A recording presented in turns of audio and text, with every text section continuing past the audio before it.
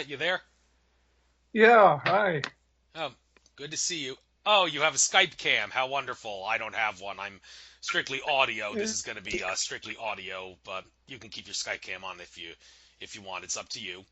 So, I getting can, can you hear me? let's see. Okay. Yeah. Okay, How let's am I coming through? Okay. you were I breaking up put a couple times there. Let's I put on a headset. okay. Let's hope that the NSA and technical gremlins don't try to sabotage our interview here. Looking at your bio and all that, you got a lot of fascinating things to talk about. So I hope I didn't jinx you there. But all right, Mhm. starting off with this interview, I guess most guests do this at the end of their shows. I think I'll do it at the beginning because you got such a fascinating website here. Cliche address etheric.com, but even though the address is cliche, the information on the website is definitely anything but cliche. A whole series of different subjects here, ranging from galactic superwaves to secret technology and all that. But before we get into that, I guess I'll give you the chance to get out anything you might want to get off your chest to start this interview, and also some quick bits and pieces about your website and how people can reach you. So let's start off with that. Okay. Well, I have two websites actually. Etheric.com, etheric.com, and that's more dealing with. It gets into subjects that are maybe like mythology and things like that, in addition to hard science. Whereas the other website, starburstfound.org, is more in the scientific area entirely, physics, astronomy, climatology. Uh, and as far as my books, I sell my books on the Etheric site. So there's also a lot of papers on either of those sites where you can download. The Starburst site at starburstfound.org.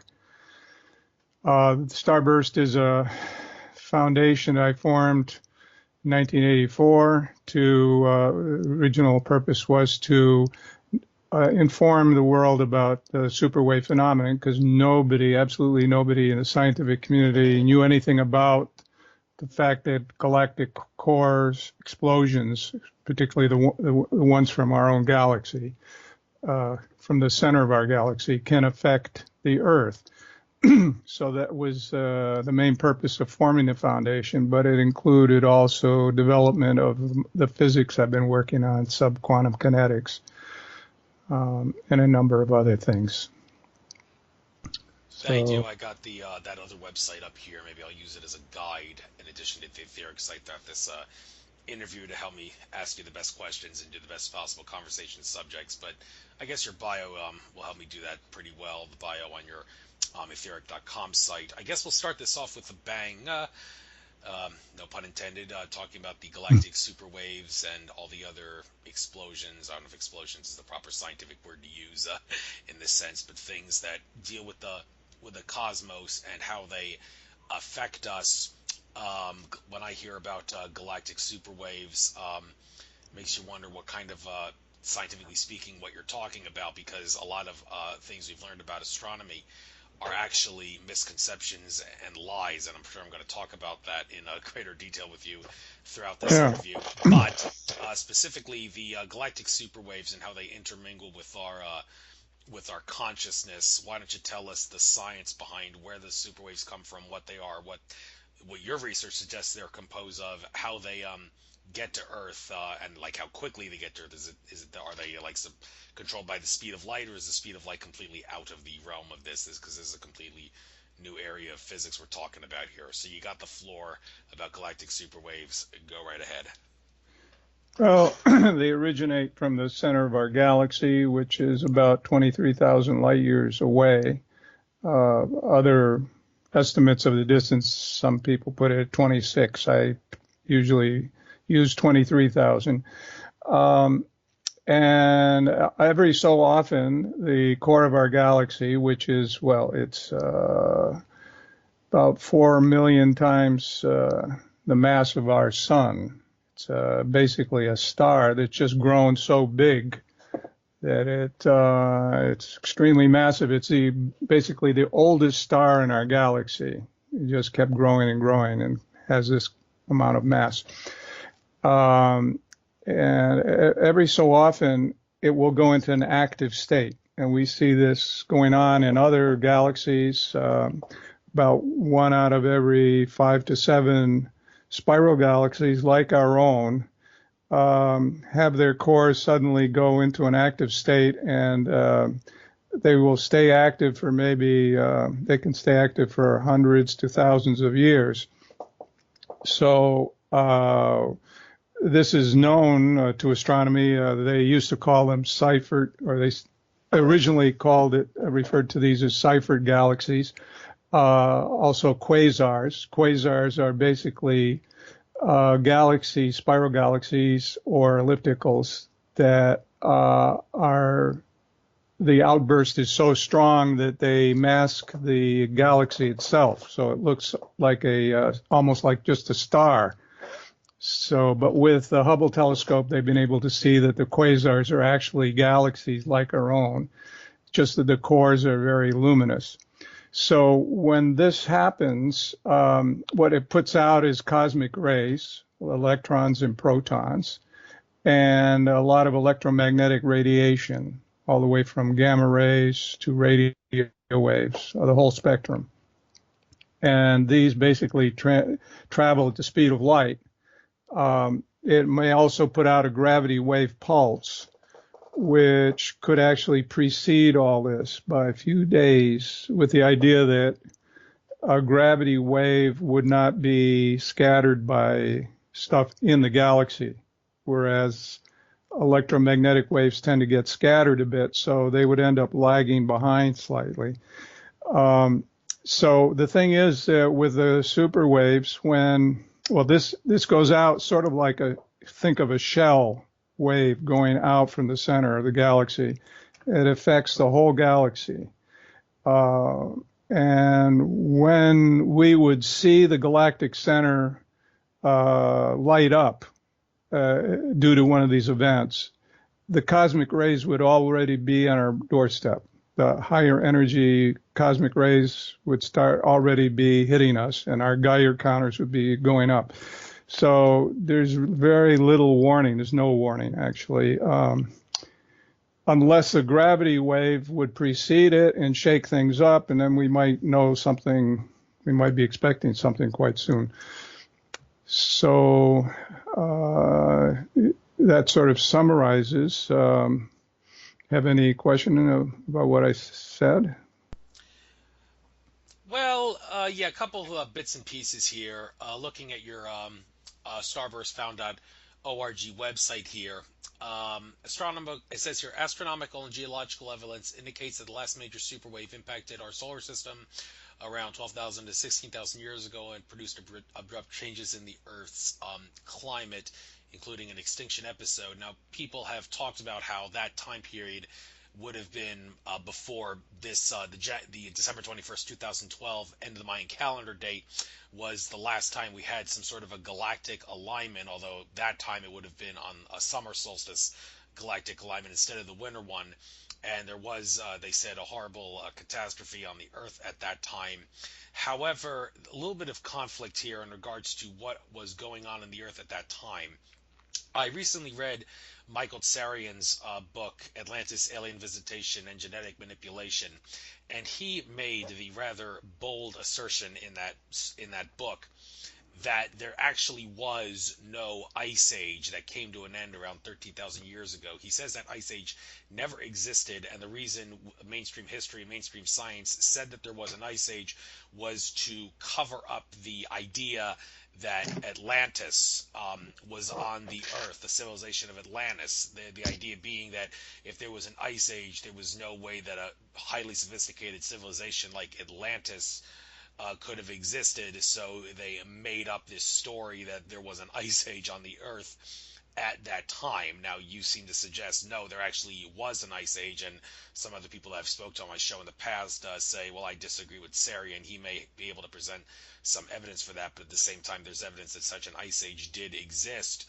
So why are you in the camp of, yeah, there was such an ice age that came to an end around 13,000 years ago, and where Well, exactly is your evidence that it was superwave like induced, so, like the end of the ice age was well, superwave as far induced? as ice age, that's pretty much commonly accepted, including science, climatology, geology. That's one thing I would agree with, that they're right about that. I don't agree with a lot of things, but that I do agree with. We have ice cores from Greenland and Antarctica, and they show the temperature. The temperature was very cold on the Earth before 12,000 years ago. That we have the evidence of the ice sheet, what the ice sheets did to the Earth. Look at the Grand Canyon. You think they just carved themselves? You know, there was huge floods of water coming from the ice sheet that carved out these canyons that we see out west that make very nice Western movies. As far as the events of the Ice Age terminating, I the theory predicts that when the cosmic rays from a core explosion arrive at the solar system, they push cosmic dust. They vaporize comets around that are around the solar system and push the dust that it vaporizes into the solar system. And that tends to aggravate the sun. When that dust comes around the sun, it forms kind of like a cocoon. It's something we don't see going on today, because today the solar wind pushes all this dust out into the interstellar space. But in the event of a superwave, things would be very different. We would see the solar system get filled with dust. It would look very weird out there. It would probably blank out the stars, or create very strange forms going through space, illuminated by the sun. It could even create sort of periods of darkness if these clouds came between us and the sun. It would come into the Earth's atmosphere. The effect on the sun would be that it would make it more active, and greater rates of solar flare events, and much larger than what we've experienced recently. And I believe that this elevation of the solar activity and actually increasing the sun's luminosity is what caused the melting of the ice sheets, or at least began that process. And it wasn't just one solar event, it was a whole series of them. We have evidence that the sun was active back then, from work they've done on studying moon rocks and solar flare tracks on these rocks. So there's a lot of evidence to corroborate that. And so I believe that the ending of the Ice Age was more extraterrestrially induced. Okay, fair enough. If the evidence suggests it, then, well, by all means, stick to the evidence that you have found. I'll be seeing Michael Tsarian at the next Free Mind conference in Philly. I'll actually ask him if he's changed his mind about that, because that was a pretty bold thing he said, that there was no ice age. But getting back to some of the astronomical stuff, talking about what exactly is at the center of our galaxy. Two schools of thought here. One, a supermassive sun, a central galactic sun. Others say a supermassive black hole, and others say maybe there's actually both there. So which camp are you in? The supermassive black hole at the center of the galaxy, the massive sun, the massive star, or maybe there's actually both at the center? The massive star. I've maintained this position ever since the 80s. So was it now 35, 40 years? I haven't believed in black holes at all. There's three things you can give, pieces of evidence you can give to disprove black holes. I don't know if you want me to get into that, but By all means, and I'll if I see notice any contradictions with some other people said, I'll have some fun and raise those contradictions with you, and you can we'll have a little debate of sorts. So by all means, what's your evidence black holes are well, for fake? observational evidence, there's a lot of bare cores, so to speak, of these supermassive stars that don't have much dust around them, or even stars. They're in early stage of forming a galaxy. And the idea of a black hole is you got to have dust, you got to have something there to fuel it. So then the question is, if there's no dust around, what is keeping these so luminous? Where's all the energy? And where's the energy coming from? And it's huge amounts of energy. It's just incredible amounts of energy coming out of these objects. And there's a lot of fairly well-credentialed and well-known famous astronomers who have questioned the idea that the cores of galaxies are black holes for this reason. They've said that it requires us to rethink our theories in this field. Then the other aspect that comes from a theory I developed is that if you have a star, see, in the standard theory of a star collapsing, they say a black hole is produced when a star runs out of fuel and collapses. And as if there's nothing to stop the collapse, that there's no radiation, no energy being released inside the star to keep it from collapsing, and so it forms a black hole. That's standard theory. In the subquantum kinetics physics I've developed, which I might add, it has had something like at least 14 successful predictions that were made ahead of time, and then they were validated later. So, I put my head on the line at least 14 times with that theory, and it checked out every time. So, in the beginning, when I first developed subquantum kinetics back in the 80s, late 70s, early 80s, I was questioning it just like you question any new theory. But after seeing it be on the mark so many times, I've become a true believer. And in this theory, basically, the universe is an open system, not a closed system like standard physics believes. And it's possible to have violations of what's called energy conservation. That's the idea that you can't have there's no such thing as a free lunch in physics. To get energy, you have to burn something to produce it. Well, as we know, there's a lot of machines that are generating energy on their own, and they're not burning anything. They're not accepted by the standard physics community. But right now, I have an experiment we could perform in any physics class, and it would disprove the idea of energy conservation. But with this physics, violations of energy conservation are the norm. In fact, what's unusual is that energy would not increase or not decrease over time.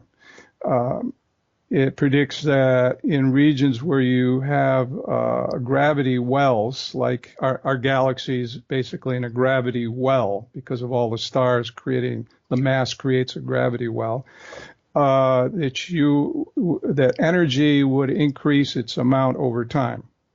And so photons would blue shift. Whereas out in space, away from galaxies, you get photon redshifting. Photons would lose energy over time. And if this is the case, then stars should not be powered just by fusion energy. They should have another energy source, which I call genic energy. And that is, if you add up all the photons inside a star, think of that as money in the bank. that's generating interest in a way. In other words, each photon over time is increasing its energy, just like money in your bank account would be generating interest. And that's what the star would be radiating. So that the theory was tested with the lower mass stars, like they call them red dwarfs. And I found that if you plot the mass against the luminosity of the stars, make a plot, you see that they conform to a line. And so my theory was, if that's the case, what about planets? Planets should also generate energy in their interiors. And sure enough, they fell on the same line. So that basically confirmed a theory that there was something going on there that physics couldn't explain, because it couldn't be fusion energy, because the planets definitely are too small to generate energy from fusion. And it couldn't be just heat that was accumulated at the time of the formation of the body. Since stars are radiating so much energy, that energy would have been radiated a long time ago. So there must be some continuing energy input. And according to the subquantum kinetics, fusion energy then kicks in at a higher mass, something like 45% of the sun's mass. You get fusion energy kicking in, but it just adds on to the genic energy that's there. But when you have a star collapsing, then genic energy becomes extremely important, because it skyrockets. As the star collapses, the heat content temperature of the star goes way up, and the amount of pressure, photon pressure from the energies being produced, the genic energy being produced, is so strong that it opposes the collapse. So you can never get, therefore, a star to collapse. By the way, energy is also what produces supernova explosions.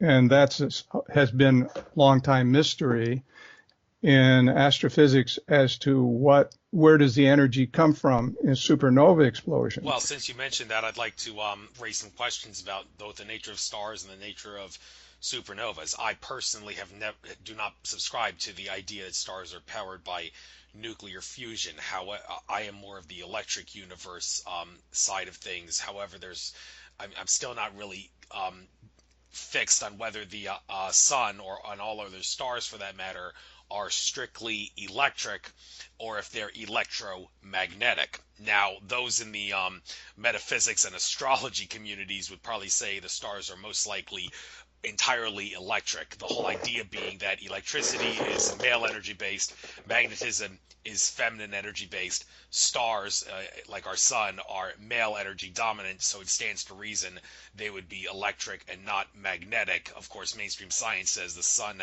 and other stars have all kinds of magnetic fields around them, which says, okay, maybe there's some magnetism there. And also the corona, the idea that stars get their energy from the outside on some universal web of electromagnetic consciousness energy, as the theory goes.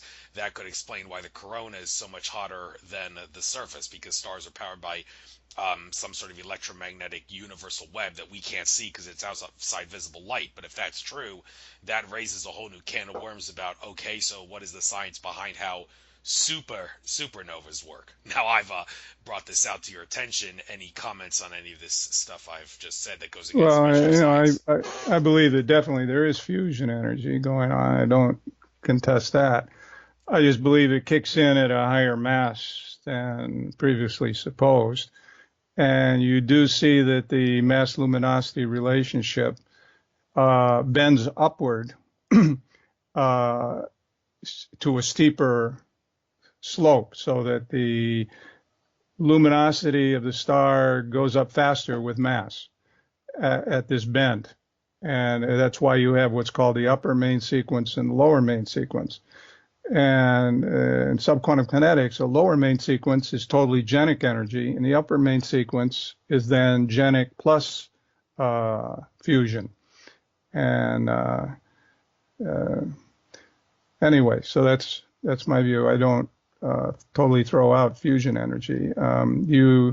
of course, there's other energy sources too contributing. Electric, like you were saying, the electric universe idea is contributing. You're also in subquantum kinetics, you're materializing matter inside stars. All stars are continually growing, as is our planet, at a very slow rate. But neutrons are this minute materializing inside the sun. They're coming out of the ether. So basically, they're popping into existence. And the reason it happens faster inside the sun is because two things. One is the very deep gravity well in the sun, and the other is that there's a factor of having matter nearby, that the bumping around of the atoms induces fluctuations which spawn new particles. So these neutrons then decay into electrons and protons, and they release gamma rays. And so that gamma ray radiation is also contributing to heating the sun. It's not a major contributor, but all these things happen. So getting back to black holes, so that's one reason that I don't believe that a star could collapse in the first place, because of all this energy that will be released. The second is that if you look at the field of a particle, they've done studies with high energy accelerators, like down at Jefferson Lab in Virginia. They've knocked high energy electrons against protons and neutrons to see how their field is shaped right at the core of the particle. And what they found is that the field does not go up into a spike at the center. It doesn't go to infinity, so to speak, as you would need for a black hole to form. What they find is that the electric field, for example, is rounded off, sort of a haystack form. And since we know that the gravity field follows the electric field, because there's a connection between the electric and gravity field, and that was demonstrated by Townsend Brown's work, you can pretty much presume that the gravity field also is haystack shaped. So with that kind of field, if you bring two particles close together, the force goes to zero when they get really close together, because the force depends on the slope of your gravity field. And if that gravity field is going toward the zero slope, you're having zero force. So basically, due to errors in understanding the situation of particle physics, they have made an error on the idea of black holes being able to form. So, okay, but what about another thing that you've suggested here? We've been misled about is. Yeah, it says here, Paul Laviolette has developed a new theory of gravity that replaces a deeply flawed theory of general relativity. A couple things here. New theory of gravity and the idea that general relativity is flawed. To try to kill some birds with one stone here. Exactly the nature of gravity, some would say that's just it's not really a force. It's more of a fabric or a byproduct of mass bending and warping the fabric of space and time. And that raises the question of, okay, well, if that's the case, then where do people get the idea that there's a particle called a graviton?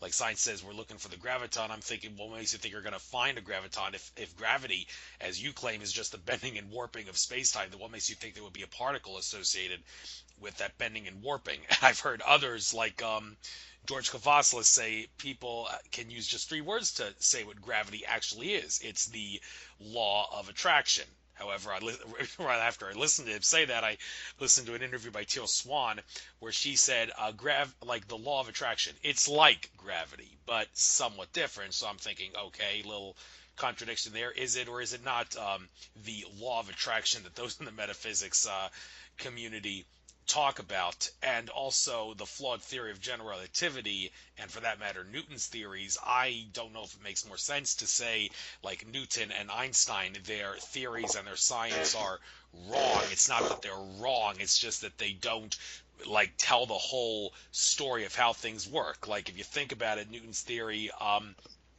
every action there's an equal and opposite reaction. That's basically just a more down to earth way of saying the law of attraction exists. The action happens, there's a reaction. What you give out in reality is what you get. So, like Newton's theory explains the law of attraction, but it's just not. It's just very down to earth and basic. So, Einstein's theory, Newton's theories, I don't think they're wrong. They're just like you say, flawed. So, what is gravity, and also the idea of whether or not Newton and Einstein were wrong, or were they just not telling the whole story, so that makes it flawed? Let's kill some birds with one stone here. What's your take on all this stuff? Well, there's a number of experiments, quite a few experiments that show that special relativity is incorrect, that you can get waves traveling faster than the speed of light. I've seen demonstrations of this. And a lot of experiments that show that there is the existence of an ether, some substrate. So special relativity is basically the idea that there is, it's a sort of a substitute for the ether idea. And general relativity requires the warping of space-time, and a lot of people object to that. Because how can space or time be warped? It's never explained. It's just a hypothesis that Einstein put forward. Well, you can do the same thing with an ether, with ether gradients. In other words, concentration gradients in the ether. Subquantum kinetics, it's not just a philosophy. It's a testable theory. We have an equation that represents the ether reactions. It's a set of 5 reactions, and we have actually modeled them on the computer, and it produces subatomic-like particles that match what they found with the particle accelerators. And one experiment we've done on the computer is to create a gravity gradient, and sure enough, the particle moves in the gradient. We have, of course, a long way to go to demonstrate more with computer simulations. But so far, the results are very promising. So with subquantum kinetics, you don't need to deny the existence of what Einstein was saying, just the way he was saying it. In other words, you don't have warping of space or time, space-time. You have the effects of concentration gradients in the ether on particles or on light waves. So light waves going past the limb of the sun will diffract, just like light is diffracted by a change of the density of the medium.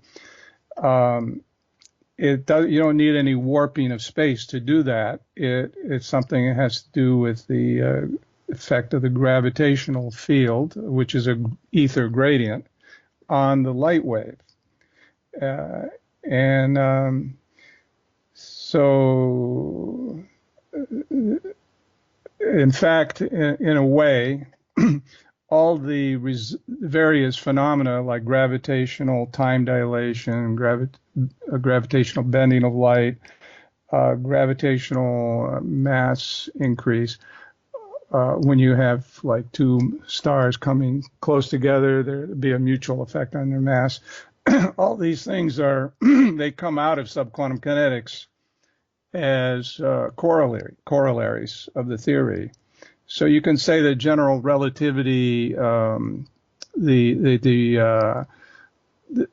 phenomena that it discusses, emerge out of subquantum kinetics. You don't need to make any added assumptions like Einstein was doing. You just need the basic ether equations. Yeah. Thank you. And getting back to subquantum kinetics specifically, it says that it resolves many long-standing problems in physics, like field singularity, the wave-particle dualism, and the field source problem. Maybe you touched a little bit on some of this stuff earlier in the talk, but let's try to get into this stuff in more detail. So these three: field singularity, wave-particle, and field source. How exactly does subquantum kinetics solve those things? And it actually says to mention a few. So of course, some other things, by all means, tell us some other problems that it resolves. Yeah, okay. Field singularity. Well, the standard theory, this classical theory of the field, was that there's a point mass for the particle, and somehow this creates the field around it. So they were saying if the particle is not the field, the field is separate from the particle, then you have a problem. It seems like it creates a discontinuity. And this is something actually Einstein objected to. He felt that the field is the only reality and that particles are really bunched fields, which gets very close to the idea that subquantum kinetics talks about, which particles are like bunchings of the ether, and so to speak. The concentration of the ether goes up where there's a particle. But in subquantum kinetics, there is no discontinuity. The field of that forms the particle, the ether concentrations, sort of just smooth out to form the field. Difficult to explain. If I had a blackboard and I could show it with pictures, much easier. So the other, you mentioned another thing that it resolves, wave-particle dualism. Yeah, that. Why does a particle behave as a particle in one experiment? In another experiment, it seems to diffract like a wave.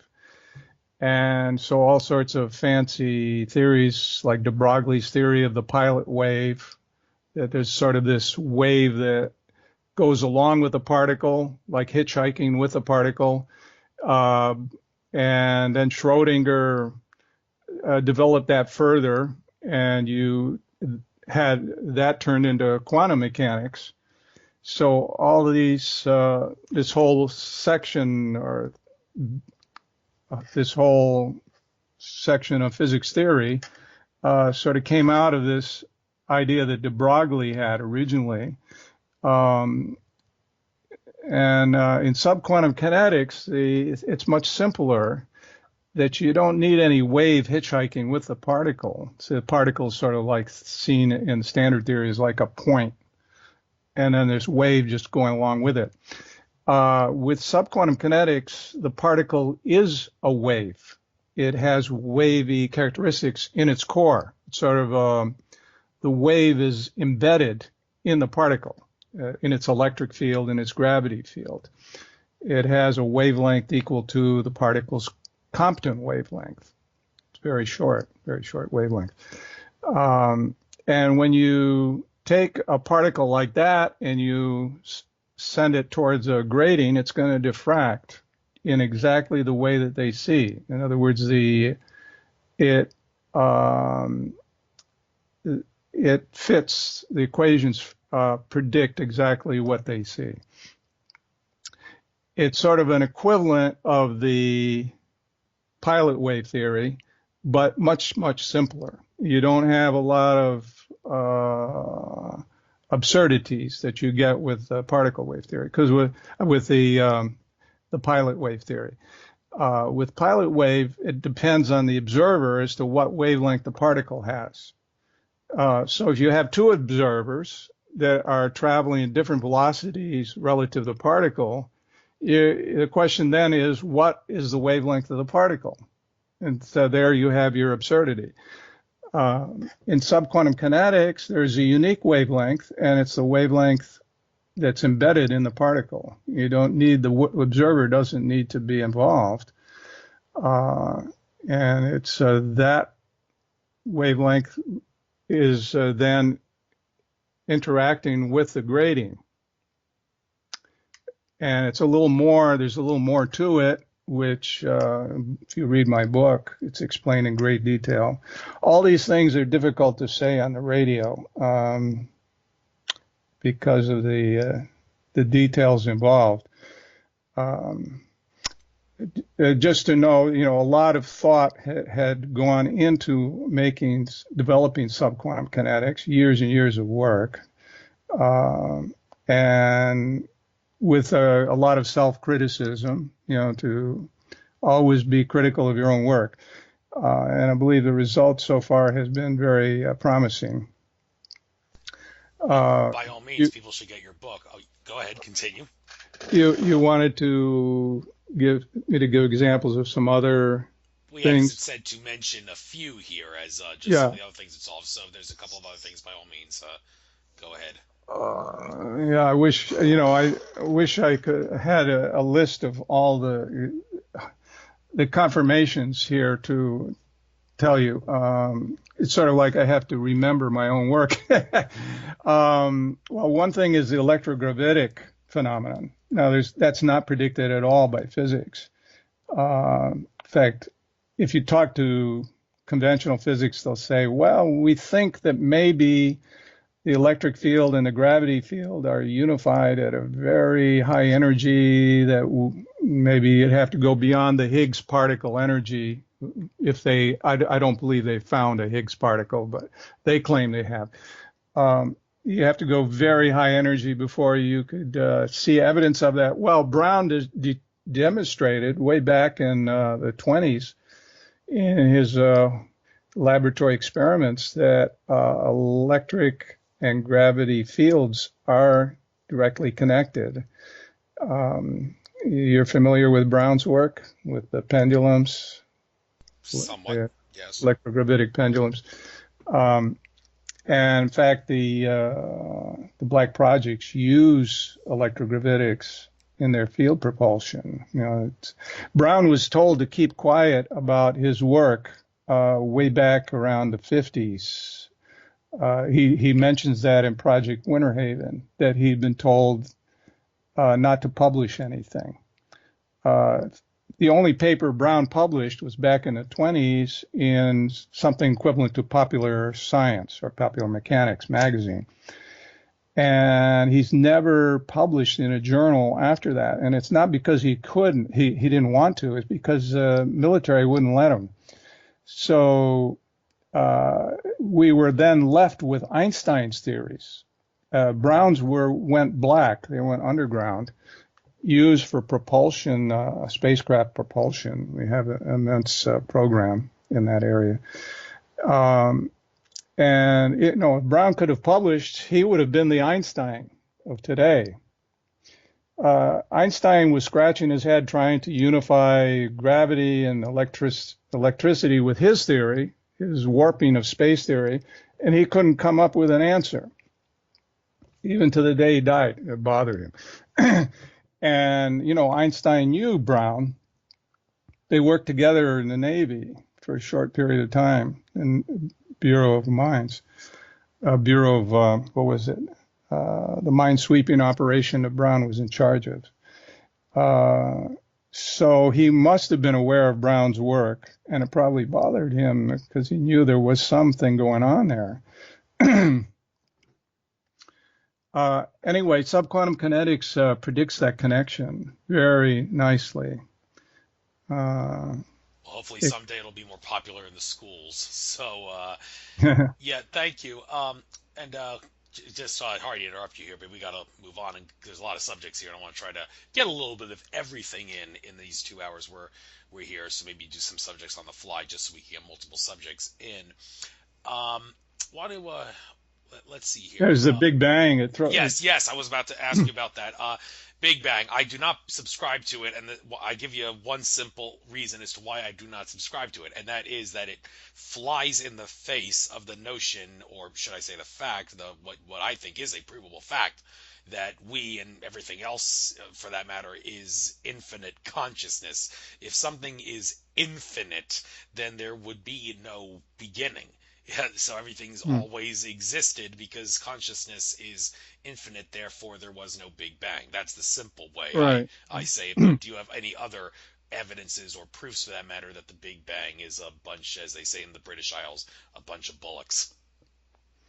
Yeah, well, this was actually the first test I did of subquantum kinetics, because subquantum kinetics was predicting that photons should lose energy as they travel through space where the gravity field is weak, where there's not much mass. And so I was thinking, could this explain the cosmological redshift? So it makes a specific prediction of that you can plot against data. And so I got cosmology data where they were plotting their expanding universe hypotheses. And I plotted also what's called tired light theory. I wasn't the first to suggest that light would lose energy as it traveled. This was suggested back in the 20s. But the theory that was suggested back then, they didn't have really, it was just a hypothesis. They didn't have a theory to back it up. So it wasn't taken that seriously. With subquantum kinetics, it's something that comes out of the theory, and if it's not going to check out that tired light theory is correct, then subquantum kinetics falls. It was basically the first check of the theory. And I was very happy to see that on every cosmology test, and back then I tested it against four different cosmology tests, the tired light theory matched closer to the data, if not on the data, right on the data, compared to the expanding universe theory. And if you try to adjust, in the past, cosmologists were adjusting their theory to fit the data. They would make adjustments. They called them cosmological corrections. Well, with the test that I was making, I said you can't do cosmological corrections anymore. Just plot your theory and just see which ends up coming closer. And on all four tests, the tired light theory came closer.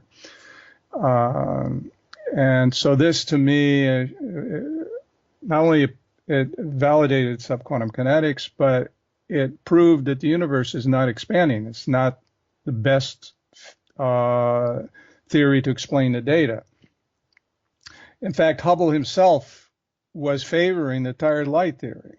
It's not really publicized a lot, but he, in fact, wrote a paper with another fellow calling attention to the fact that the tired light seemed to fit better. So this is another area.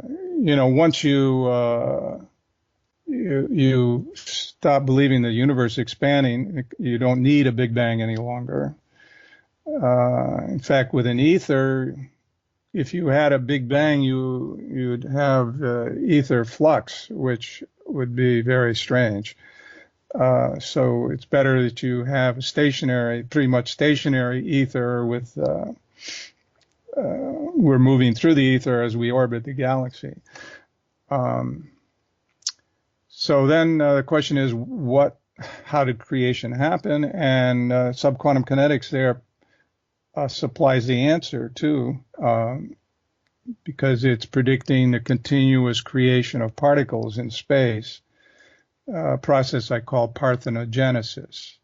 Which translates to mean virgin birth. In other words, you don't need an outside cause for the creation of the particles. They sort of emerge out of the fluctuations, the natural fluctuations that are in the ether. They're sort of like 0-point fluctuations, to make an analogy. And so you get the gas forming, and the gas then condenses to form planet bodies, and they eventually grow into stars and so on. And matter produces more matter because the rate of matter creation goes up inside a star. So a lot of things come naturally out of subquantum kinetics without necessitating creating ad hoc assumptions. Physics is full of the ad hoc assumptions. And the fewer you can have, the more sound is your theory. This is what certain physicists believe, like Professor Nasikis, for example. So. Yeah, thank you. Let's talk about something that you mentioned earlier about like distance from the galaxy. You mentioned you think the Earth is about 23,000 light years from the center of the galaxy.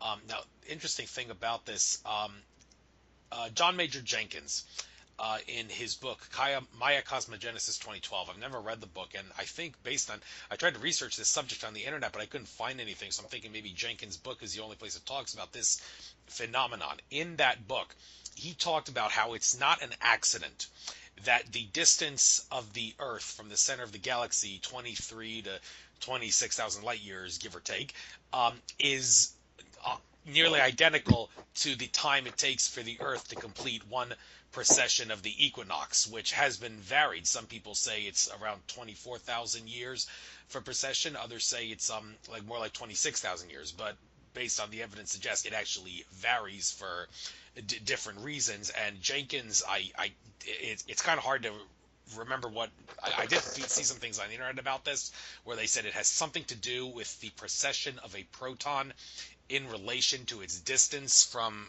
something. But like I said, it seems like Jenkins' book, sadly, is the only place where this phenomenon that he asserts is no accident is for real. But since you've researched a lot of stuff that may tie into this, could you perhaps explain what Jenkins is talking about when he says the precession of the equinox time period and the distance from the center of the galaxy in regards to the Earth is the same or near the same, and that's not an accident?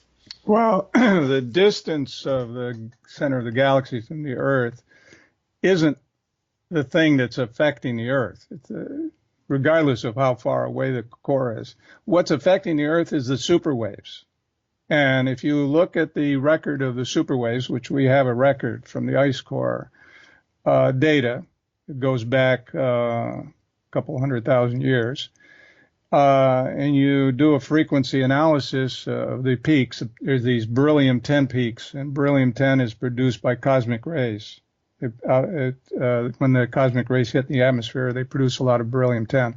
So wherever you see a peak indicates a time when cosmic ray radiation was very high on the Earth. And so I'm interpreting these as superwave events because there's no other real good explanation for why you would have recurrent peaks.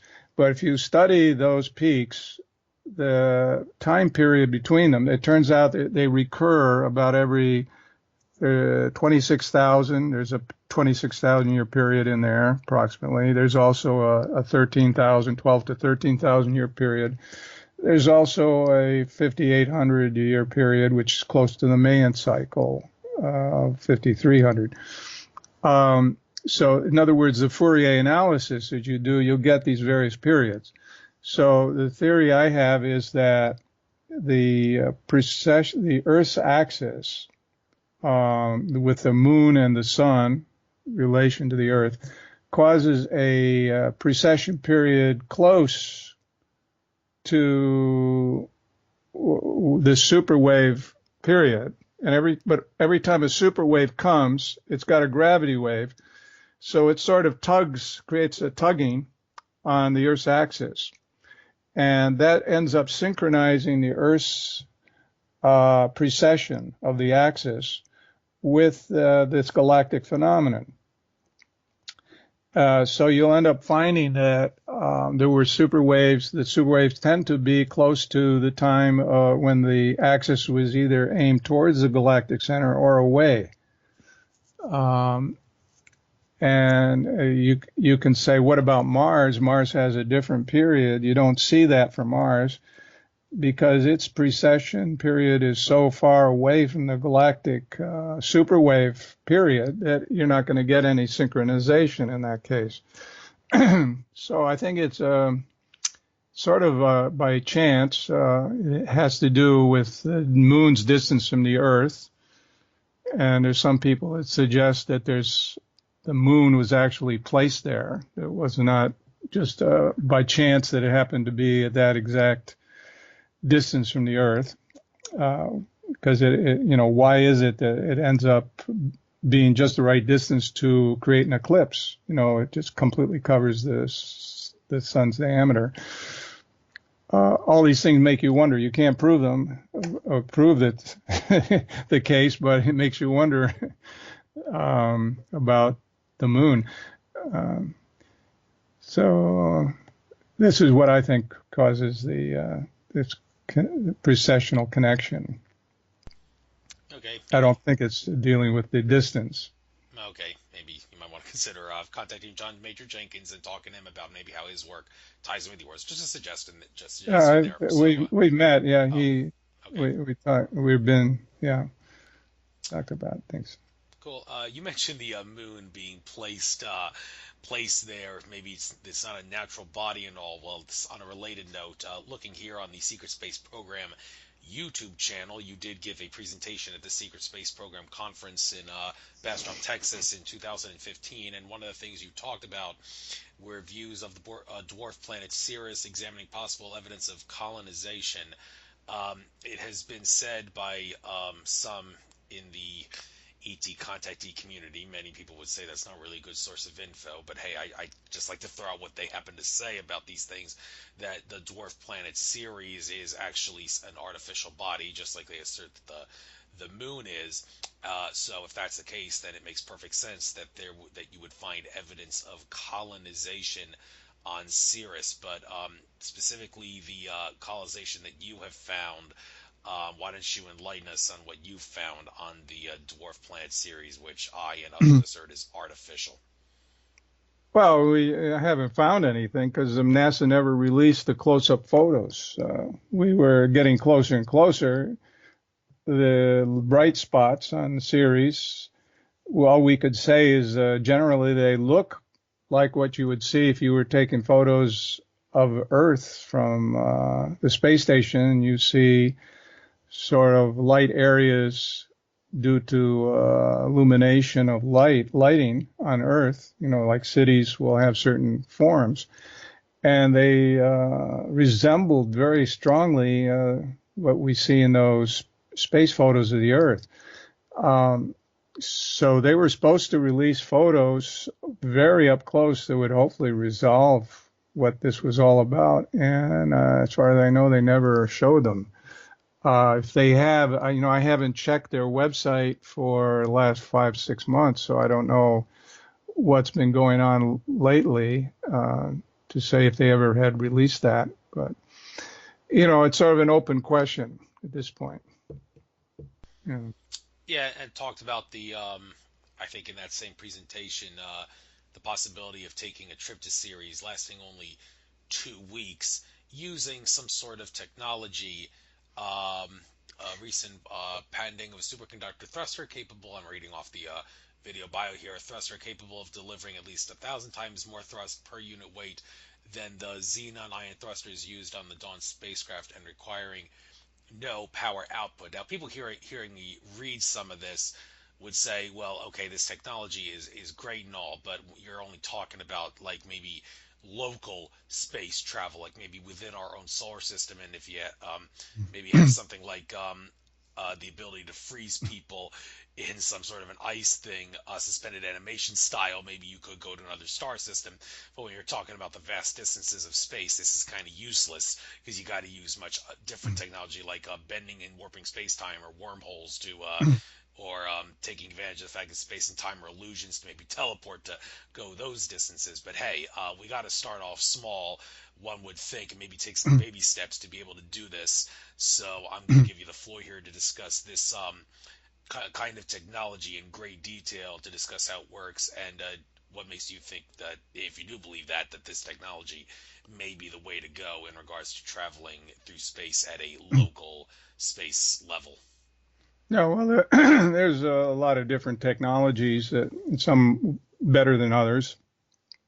This particular one is one I worked with a physicist who developed the idea and built the prototype. So this one I have personally seen firsthand, a pendulum test of it, so we could determine its thrust for its mass, and its thrust to mass ratio ends up that it produces 1,000 times more thrust than the ion thruster that NASA currently uses. So if that's the case, the reason why why it has such a low mass for the amount of thrust is because it doesn't have to take any propellant with it. It's a propellantless thruster. NASA's ion thruster has to take up half a ton of xenon into space as fuel and carry that along with it. So as a result, your spacecraft there is about 1.5 tons for the whole spacecraft they sent to Ceres. The whole trip took like 9 months or something, 7 months, not months, years, 7 years.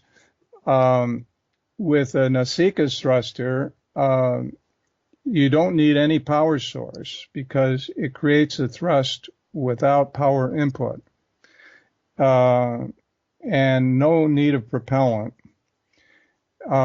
So you could make your whole spacecraft much, much smaller, considering all the miniaturization that's gone into now making satellites. They have these cube satellites that can fit inside a teacup, that equivalent of the huge things they were sending up earlier.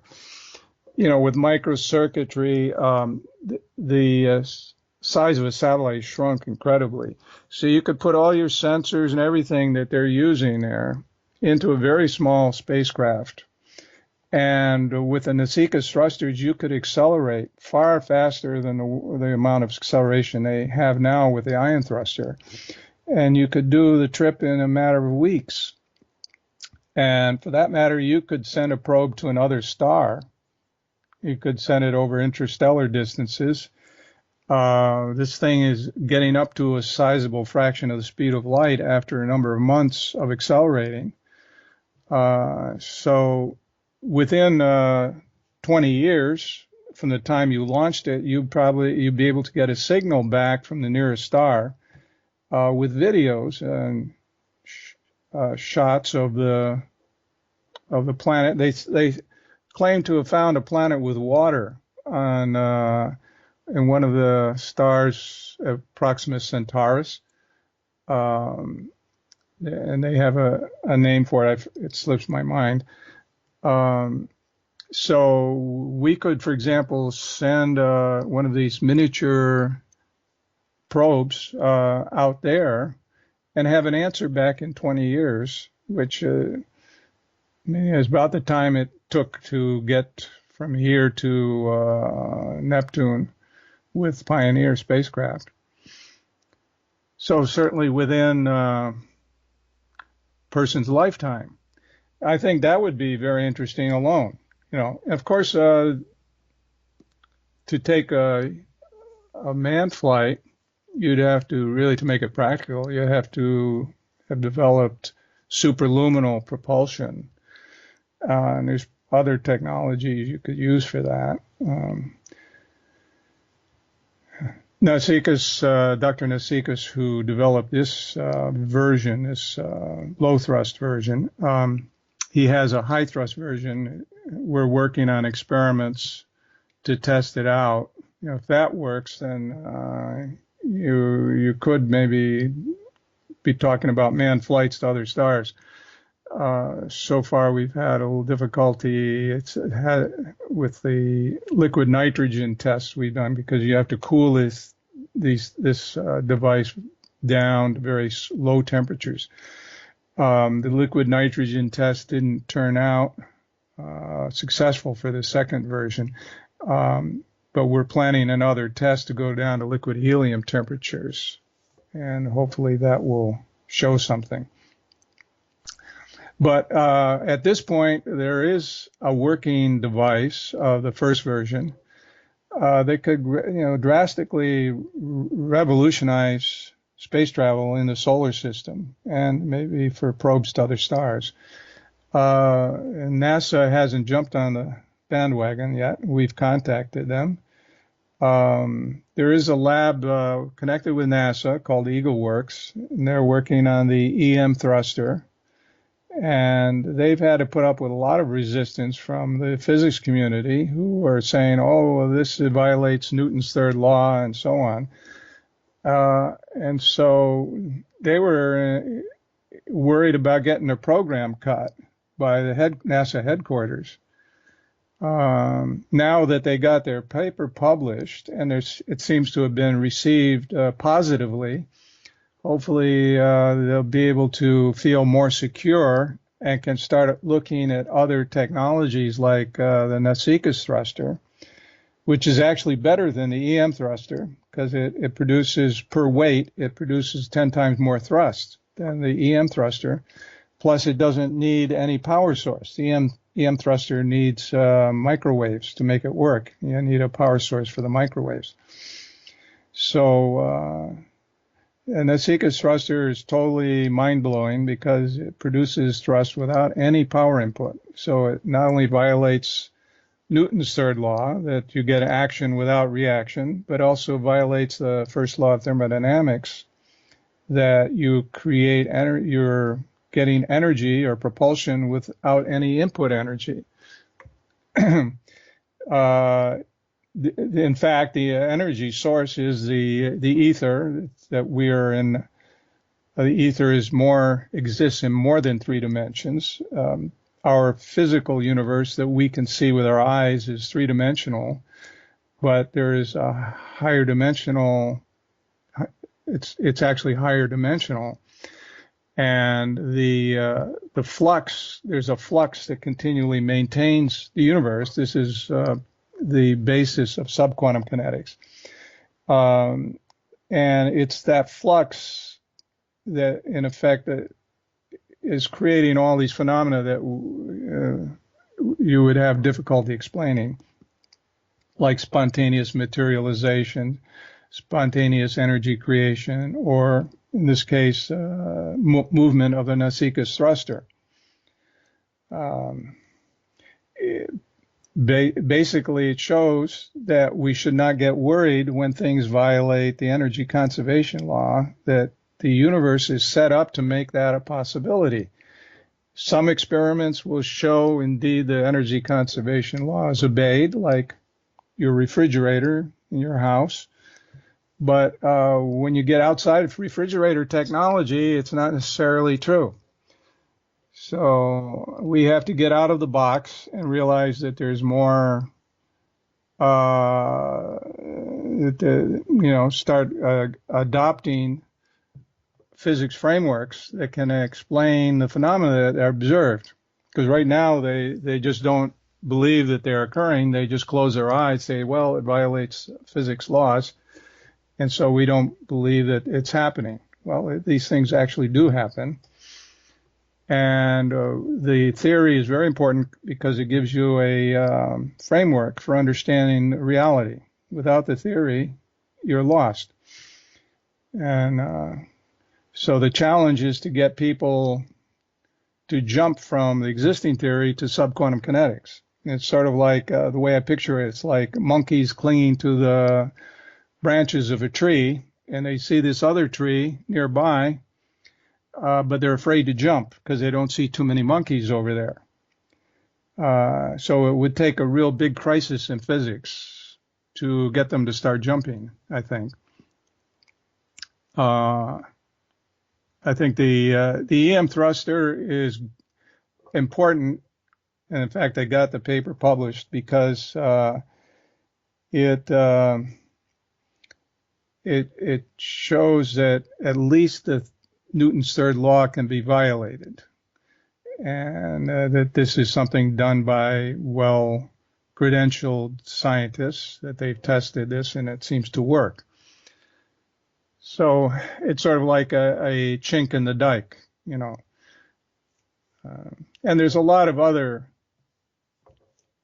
chinks that together they should create a crisis, but still everyone is sleeping.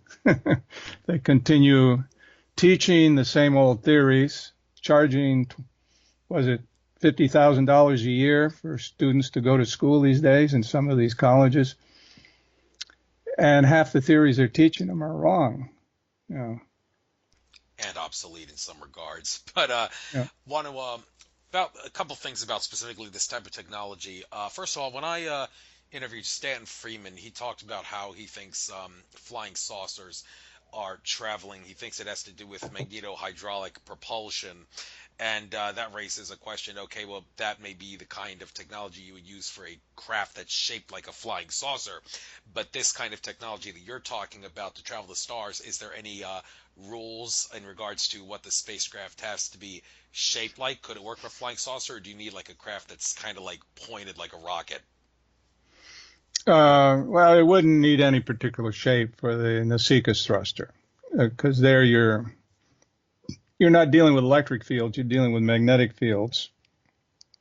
With electrogravitics, where at least for flight in the atmosphere, probably ellipsoidal, a saucer-shaped craft would be important.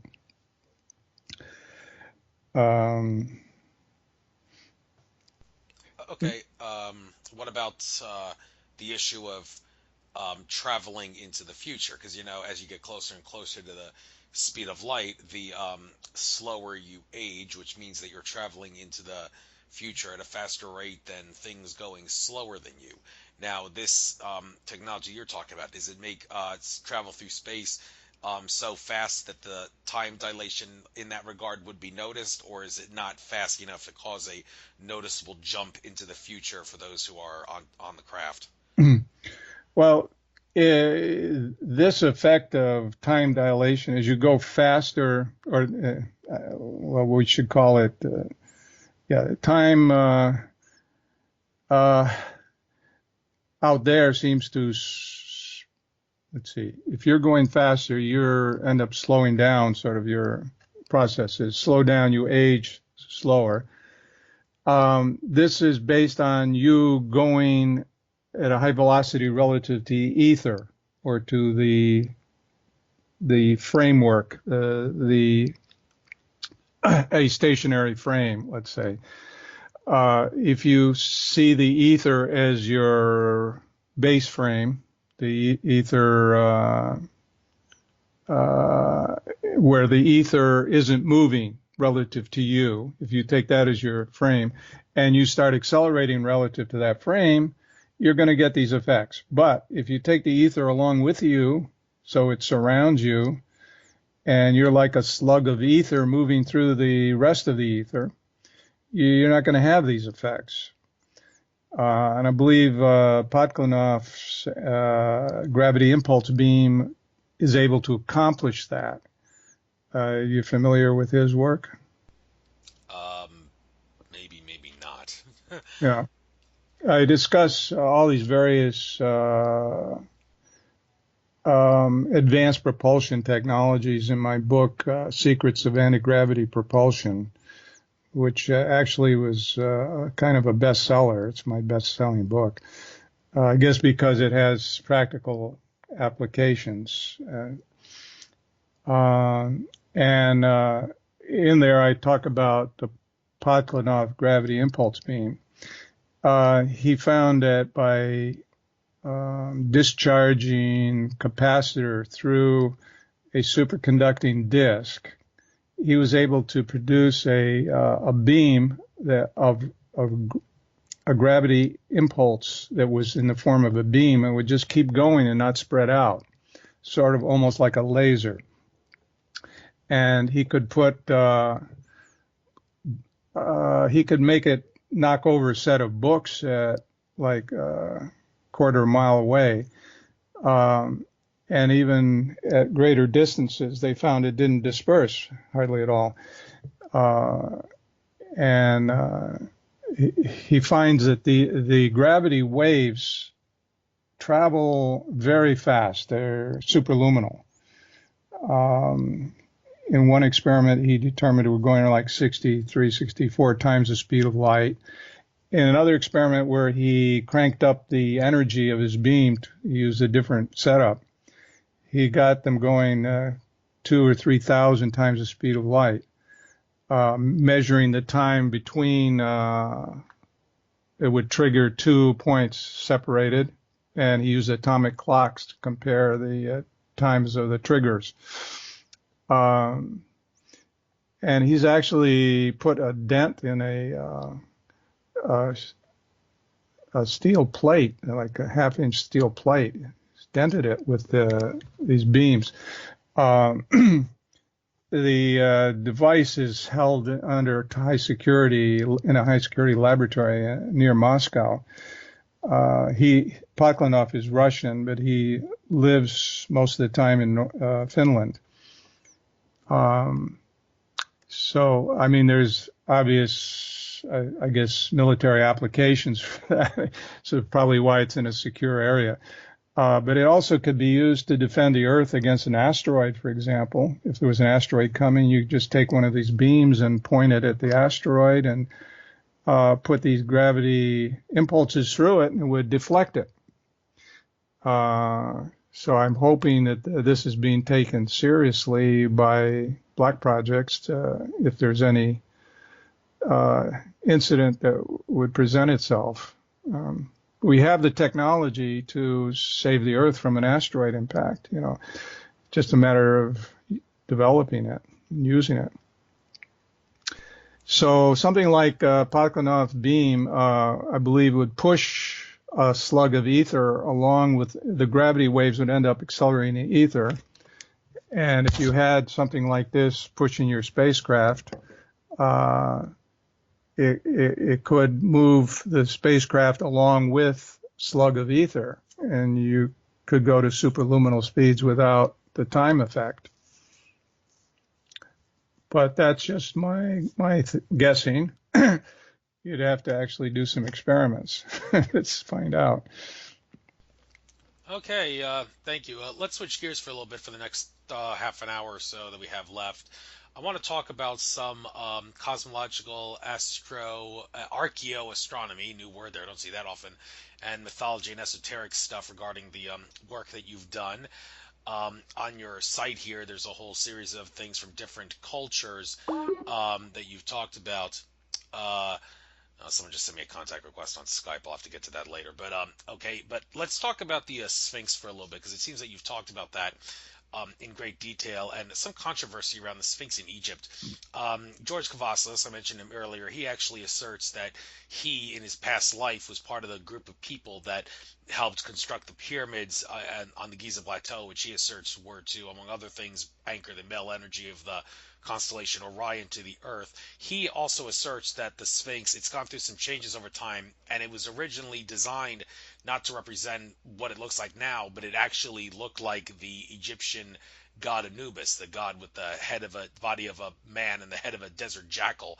And then at some point in the future, it was actually changed to have the head of whatever that guy man is. That it's not Khafre, that's a myth, but it's the head of a man, and it actually now no longer represents the body of like a jackal. It's supposed to, when over the course of time, it was changed to represent the body of a lion. Now that's going off way into the deep end, but there are others like Ancient Aliens episode about the Sphinx. One of the guys talking in that episode said that he subscribes to the idea that the Sphinx was used to be represent Anubis or a jackal-like creature, but he doesn't subscribe to the idea that over the course of time it was changed to represent like the body of a lion, even though the head was changed and all that. So, and also for people that don't know the mythology, what's the whole correlation between the Sphinx and riddles? So Sphinx and riddles and the Sphinx stuff in general, and do you subscribe to these ideas, these new theories? You got the floor. Yeah. Well, my first entry into astronomy actually was in the early days when I was studying subquantum kinetics and its predictions in astronomy, because I was learning astronomy for the first time when I was developing it for my PhD work. And one thing I noticed was that that astrology, if you think of it, the 12 signs, in terms of principles, that they don't necessarily apply just to human personalities, but just think of them as principles of nature, you find that they are basically encoding the basics of subquantum kinetics. In other words, subquantum kinetics, even though it originated today out of work in general system theory, non-equilibrium thermodynamics, solid science areas, by applying ideas that came from these fields into physics is how I developed subquantum kinetics. But then I later found that the basic ideas are encoded in ancient creation myths and in the tarot and in the zodiac, indicating that this physics is really much older than we would think. That I believe that this was physics that was used in very ancient times, if not could have originated from off the planet, and that clues about it were encoded in our myths. The thing is, if you're a person that's familiar with general systems concepts and the non-equilibrium science of how non-equilibrium systems form structures, which applies to a lot of different fields. This applies to almost all fields of science. You can show, including psychiatry, psychology, sociology, biology. System theory applies in a lot of areas. If you have a background in this and you approach astrology, the zodiac, with that background, you will see that its principles are expressing, the signs are expressing these various principles. And in the tarot, you have the concepts in the right order. In this zodiac, they're not in the right order. You have to rearrange them to form the proper sequence of how it's basically describing how a particle of matter comes into being. Basically, it's a science of creation. And when you put the signs in the right order, you see that a new pattern emerges in the polarities and the qualities, as if indicating that when you get it right, you see this new pattern. And this is similar to techniques that we used in sending a message with the Pioneer spacecraft, the Pioneer plaque. It had it's what's called the key and check mechanism.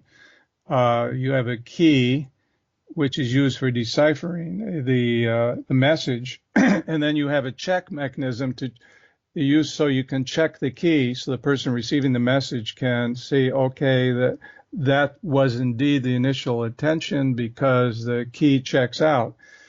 And so these concepts were put into the zodiac. The check mechanism being that the polarities again line up, plus minus plus minus, or minus plus minus plus, and that you also get a pattern in the qualities. It's a regular pattern. The key in this case, one of the keys is the tarot, and the other key is the Sphinx. The Sphinx is the 4 fixed signs of the zodiac. And if you go to etheric.com, it explains all this. And in fact, has a game where you can attempt to decipher, put the zodiac signs in the proper order to explain its physics, to show the physics of creation. So I was realizing, well, they put a physics out in space, and then there's another myth that talks about the signs of Scorpio and Sagittarius. That Sagittarius is taking aim at the heart of the scorpion.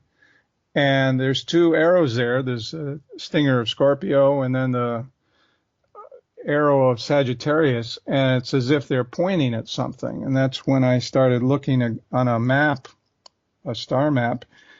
And I said, my God, they're pointing at the center of the galaxy. And how did these people way back then know where the center of the galaxy is, which we just discovered in the last 100 years? And in fact, if you take this myth of the arrow pointing at the heart of the scorpion, the heart of the scorpion is Antares, the star Antares. And you see the tip of Sagittarius arrow is the fastest star in the constellation. It moves the fastest of any of the other stars. And so if you plot back where this arrow was aimed, if you go back in time, you find when was the arrow actually aimed at the heart of the scorpion, and you come up with a date.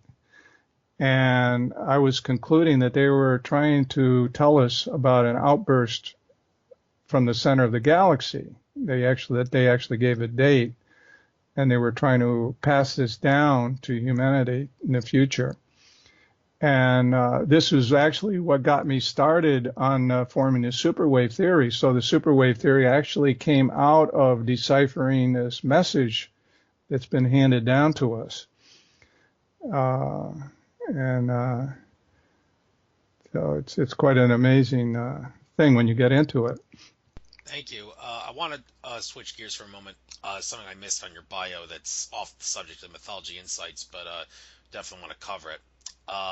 Says you're the co-developer of the Gray Laviolette feeling tone theory, which explains how the brain/mind forms creative thoughts, which in turn has led to understanding of how the brain functions and to a novel approach in education.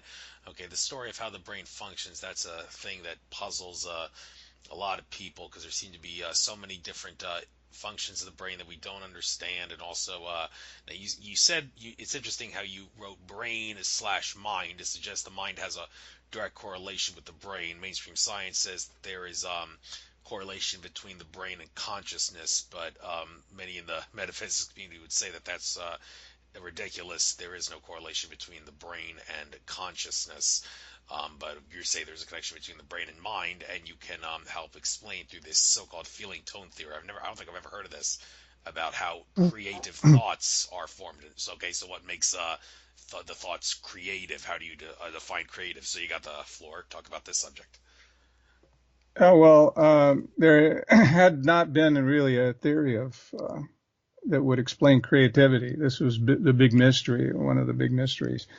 So you had the three main mysteries. How did the universe come into being? How did life come into being? And then how does the mind create a thought? All these are mysteries. But when you go to general systems concepts, the idea of beginning with flux and fluctuations of the flux and looping fluxes that loop around, these are the basic concepts that go into subquantum kinetics. They also are basic concepts that go into this theory of emotional perceptive cycle theory, this feeling tone theory. The theory began with Gray, Bill Gray, psychiatrist in Boston. He also was a follower of general system theory, and he started applying concepts from system theory into psychiatry. And in his work, he realized that thoughts are basically emotional based. They're as if they're encoded with feeling tones. And he called these emotional cognitive structures, that when a set of feeling tones organize into a structure, into a thought, you would call that an emotional cognitive structure, and it would be tagged by certain feelings that sort of summarize the thought, and then it's stored in memory. And then you can access the thought by feeling tones that match, that sort of synchronize or harmonize with that particular thought and sort of bring it out. Which is actually the way our memory works. It's sort of like content addressable, very, very much like the internet, actually. One day I plan to do a posting showing that the internet is very much like the brain, the way it works. So what I did, I took Gray's work and the work I had been doing with how structures come into being from systems that are in flux. Work like Prigoghine's group was working on, how these patterns can emerge in a reaction diffusion system. I was taking these concepts and applying them to Gray's work and developed his work further, and was able to make some predictions about the brain. And it turned out all the predictions that were coming out about the brain fit exactly with what they were finding in neurophysiological findings. And this became very popular back then when I developed it, was back in the 80s. I was asked to go down to a conference at Berkeley on education because it had a lot of implications for education. It meant that we weren't teaching students with the right approach, that we should, instead of viewing the brain like a computer, see, the current theory of thought is based along the idea that the mind works like a computer and that you can program it with data. So that's the wrong approach. Unfortunately, it's used in a lot of schools. The new approach is to focus on the feelings and to give a person time to digest new material and realize that he is having to form his own feelings about the subject. And then he has his own aha experience in which the understanding emerges. And that's all rooted into his own personal feeling network. And when you realize that that's not something you can force, you have to give it time, you realize you should give more space to a person to learn things.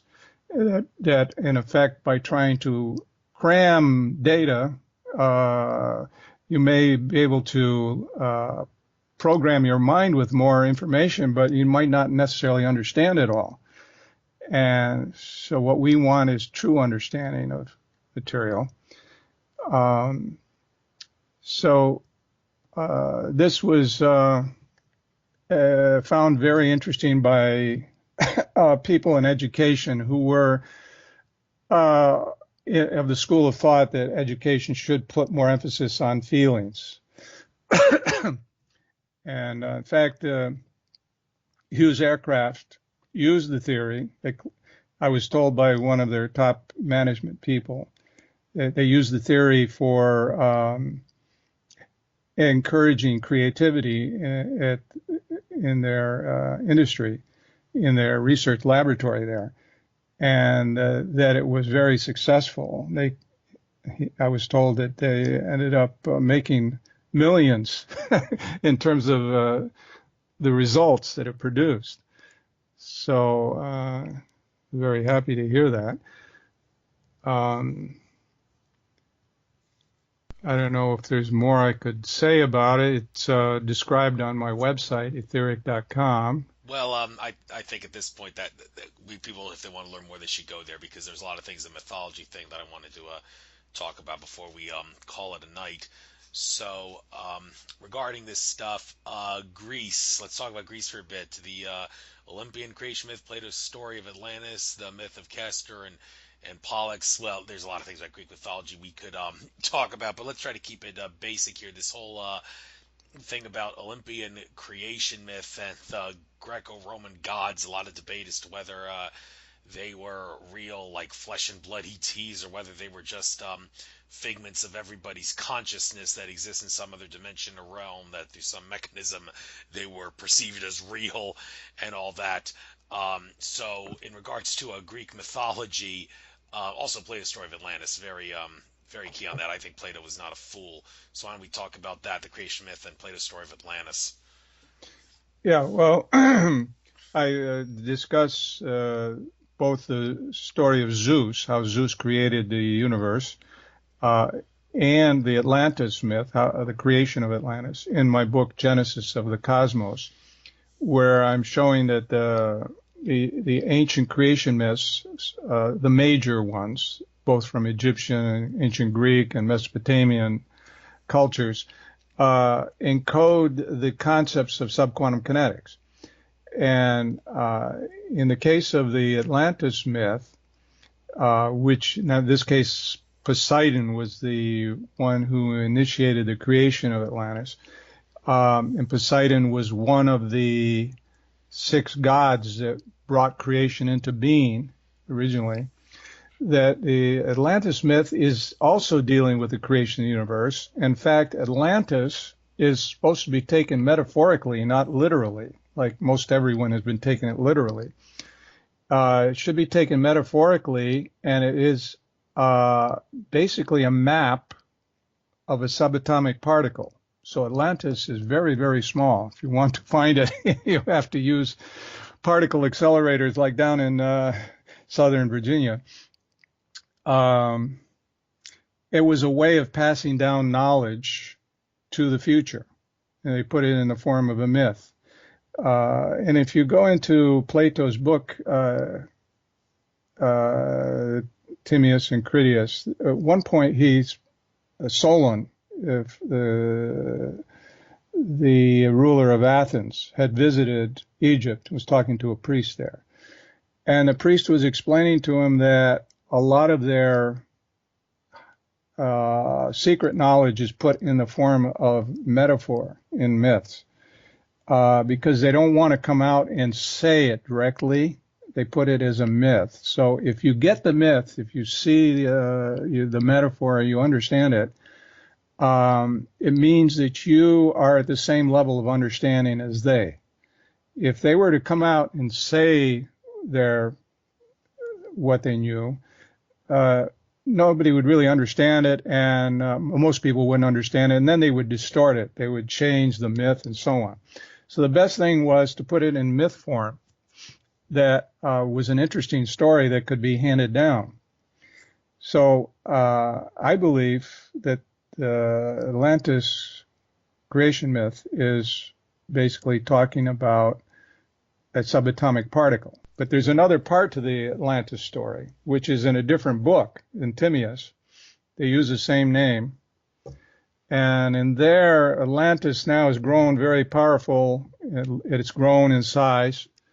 And I believe now Atlantis represents the galactic core, because, here you're talking about particles of matter coming into being, but eventually they will grow into form a galactic core, which will launch attacks on the Earth. And now the flood myth, in this case, Atlantis has another myth or another metaphor there where it represents the ice sheet. And the sinking of Atlantis, I believe, is representing here the melting of the ice sheet, leaving mud in the end.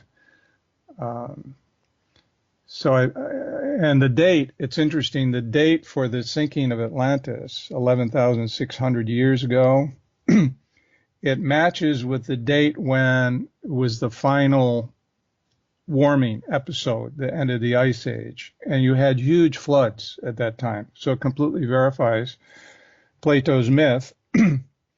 And it's just you have to interpret all of these stories metaphorically. You read between the lines and you end up seeing what they were talking about. Well, let's elaborate on that for a little bit. Looking at some of the other things that you focused about regarding creation myths, like in the Near East, the Babylonian creation myth about Marduk and Tiamat. Well, many would assert Marduk and Tiamat, they are planetary bodies. Marduk is the same as the planet Nibiru that Zechariah Sitchin talked about. It's just that the Babylonians called it Marduk, or is it the Babylonians called it Nibiru, and the Sumerians called it Marduk, or maybe I have them mixed up there. And Tiamat, what is that? Well, many would assert that the planet Tiamat did exist in the solar system, but through some catastrophe, it broke apart and created the asteroid belt. And then you got the Sumerian myth of An-Ki. Some people look at that and see, okay, that looks like Anunnaki. So, and before I give you a chance to talk here, many would say that, okay, you can look at these things metaphorically, but that doesn't mean you can't look at them as being real, because many people that study things like astrology and also the Mandelbrot set in mathematics would say as above so below, as micro so macro. Whatever happens at a small scale happens at a big scale, and vice versa. So even though you're saying, okay, you should look at these metaphorically, yeah, that you should, but at the same time those metaphors do have some supersize representation, supersize similarity, I should say, of like a real continent of Atlantis and real planets called Marduk and Tiamat and real entities called the Anunnaki, which may correlate with An and Ki. So, do you maybe agree with that? That okay, yeah, you can't look at it as some sort of a symbol or a metaphor, but yeah, because as above, so below, as micro, so macro, there is some sort of a bigger aspect to this, like maybe real planets and real continents like that. Well, I discuss the Marduk myth in Genesis of the Cosmos. That's another myth that is encoding subquantum kinetics concepts. The final splitting of Marduk, of Tiamat by Marduk, to form the sky and earth. You find that theme again in the Egyptian myth, where Shu separates Nut and Tefnut to form sky and earth. So you have this separation theme in all these myths. And in the story of Zeus, you find that it's Atlas that keeps then sky and earth separated. Sky and earth separated when Zeus and his brothers and sisters created matter. And what is this separation? It's the ether. It's the yin and yang, the separation of the X and Y ethers, or you can think of it yin and yang. The yin-yang metaphysics is another example of a remnant of this ancient science. So I believe that the story of Marduk and Tiamat was intended as a way of encoding science. Now, anything else, you can speculate about planets and that these were actually gods that visited the earth and so on, like Sitchin says. I don't get into that. And what I find interesting is, as a systems theorist, which I am, that's my PhD is in systems theory. If you look at these myths, you see them. It's sort of like a physicist opening a book and seeing that if it's a Bible or whatever, let's say that these words are actually forming equations that you understand because you have the background to see it. Archaeologists, myth historians didn't have a background in systems theory. That's why they didn't talk about it. They don't talk about it. They interpreted these literally, like they thought, well, the ancient Egyptians thought that actually the sky, the whole sky separated from the earth physically, and that was their idea of creation. Well, that's sort of like really bringing down to a very low level the intelligence that's encoded in these myths. Once you see them metaphorically, you realize that these are brilliant encodings of advanced concepts. I mean, there's some of these concepts, like the Atlantis myth is, if you look at it, the shape of Atlantis, sort of a haystack center with the rings, is exactly how the subatomic particle is formed, based on particle scattering experiments that I mentioned. Also, the Model G of subquantum kinetics, the ether reaction system, when you model it, it produces a waveform just like the Atlantis picture diagram. Atlantis is basically a two-dimensional mapping of the field structure of a particle.